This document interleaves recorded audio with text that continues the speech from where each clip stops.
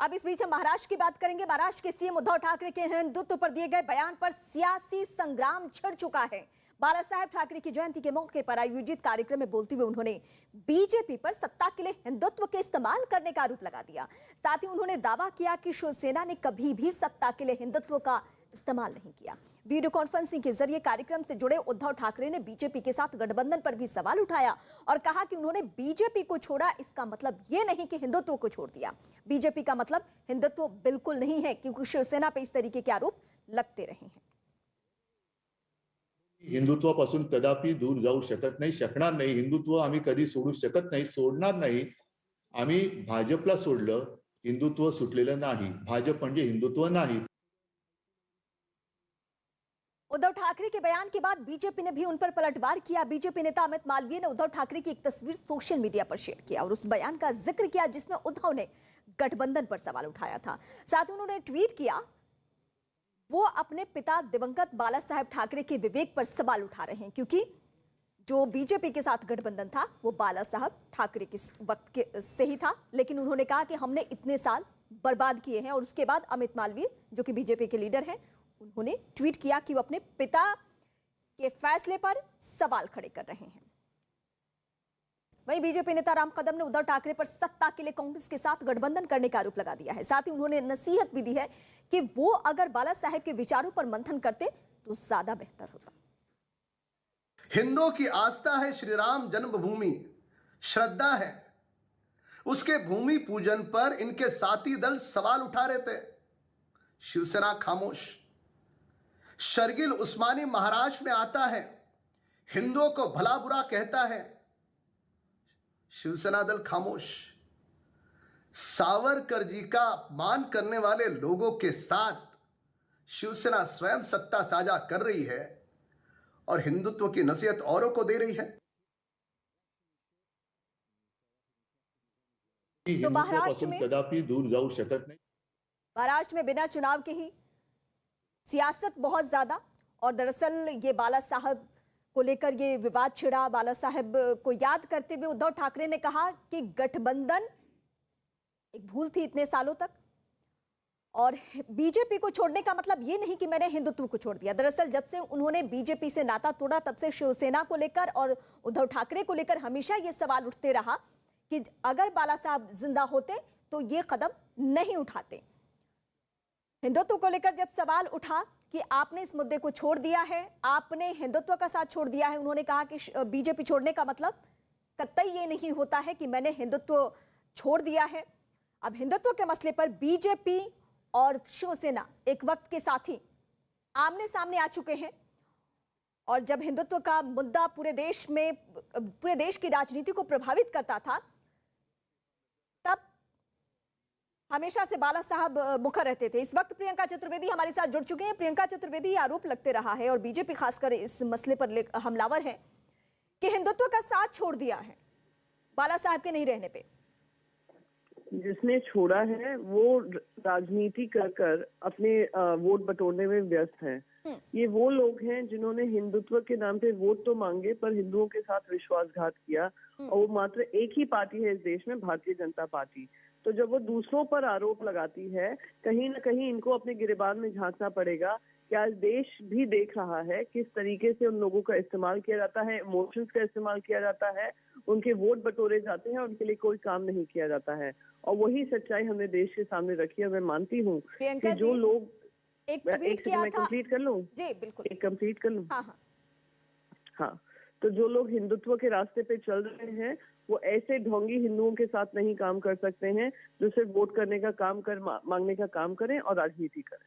प्रियंका जी, अमित मालवीय ने एक ट्वीट किया, उस ट्वीट में यह कहा गया कि शिवसेना प्रमुख जो है उद्धव ठाकरे, वो बाला साहब के ठाकरे के फैसले पर सवाल खड़े करें, क्योंकि बाला साहब ठाकरे का ही फैसला था कि बीजेपी के साथ गठबंधन में रहे।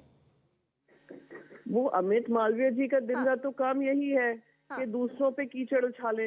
ये नहीं देखते हैं कि खुद कीचड़ में सने हुए लोग हैं ये लोग। तो इनका तो काम ही है दिन रात, इनका रोजगार ही इसमें। प्रियंका जी, इस वक्त मेरे साथ अमित मालवीय जुड़ भी चुके हैं।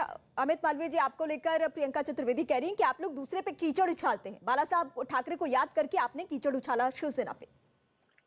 देखिए, प्रियंका जी तो अभी शिवसेना में आई हैं कांग्रेस छोड़ के। न इनको कांग्रेस की विचारधारा का ज्ञान है, न शिवसेना और उसके इतिहास का इनको इल्म होगा। लेकिन जो जानकार लोग हैं, जो समझदार लोग हैं, जो लोग लंबे सालों तक एक विचारधारा के साथ जुड़कर राजनीति करने वाले लोग हैं, वो बताएंगे कि शिवसेना जी और भाजपा का गठबंधन बहुत पुराना है और इस गठबंधन के सूत्रधार स्वयं बाला साहेब ठाकरे थे, जो उद्धव ठाकरे के पिताजी थे।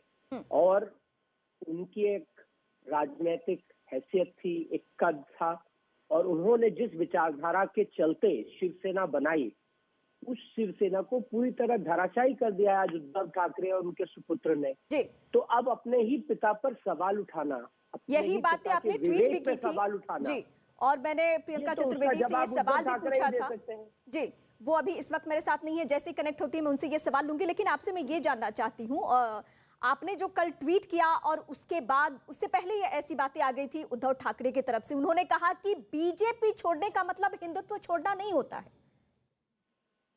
देखिए, उद्धव ठाकरे जी ने सत्ता में जाने के लिए हिंदुत्व के साथ दगाबाजी करी है, धोखेबाजी करी है। उन्होंने सत्ता पे काबिज होने के लिए उन लोगों से हाथ मिला लिया जिनको बाला साहेब ठाकरे पूरे जीवन काल में जिनका विरोध करते रहे। तो अगर कोई पुत्र अपने पिता के दिखाए रास्ते पे चलने के बजाय उल्टे रास्ते पे सिर्फ सत्ता के लिए चला जाए, सत्ता के लोभ में चला जाए, तो ऐसे व्यक्ति के ऊपर टिप्पणी करना मुझे लगता है उचित नहीं है। जहां तक बाला साहेब ठाकरे का सवाल है, पूरे देश ने देखा किस प्रकार से उन्होंने कांग्रेस और शिवसेना का विरोध किया। उसी कांग्रेस और शिवसेना की गोद में अब जाके उद्धव ठाकरे बैठ गए। और इस वक्त मेमन साहब मेरे साथ जुड़ चुके हैं, आपकी क्या प्रतिक्रिया रहेगी जो सियासत हिंदुत्व के मसले पे चल रही है? देखिए, उद्धव ठाकरे के आज के जी सर बोलिए। उद्धव ठाकरे के आज के इस बयान से हाँ। मैं ये कहना चाहूंगा कि आज हमारे भारत की राजनीति में, हमारे लोकतंत्र में, हमारी संवैधानिक व्यवस्था में जो एक शब्द है हिंदुत्व, इसको हर राजनीतिक पक्ष अपनी अपनी सहूलत के हिसाब से इंटरप्रेट करता है कि इसके मतलब क्या होते हैं। हिंदुत्व के कई मतलब निकाले जाते हैं अपनी सहूलत के मुताबिक हर राजनीतिक पक्ष के नेताओं के जरिए। जिस तरह से एक शब्द है सेक्युलर, उस शब्द सेक्युलर को भी तरह तरह से देखा जाता है कि लेकिन मेमन साहब, अगर हम बाला साहब ठाकरे को याद करें, वो हिंदुत्व की राजनीति करते थे, खुल के उन्होंने हर मंच से स्वीकारा।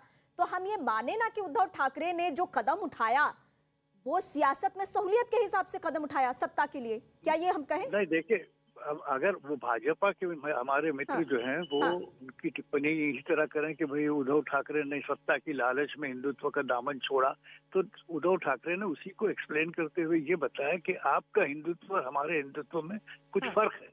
हम अपने हिंदुत्व में नॉन हिंदू को अपने दुश्मन नहीं मानेंगे। ये एक बहुत बड़ी बात है जो उद्धव ठाकरे की बात से सामने आती है।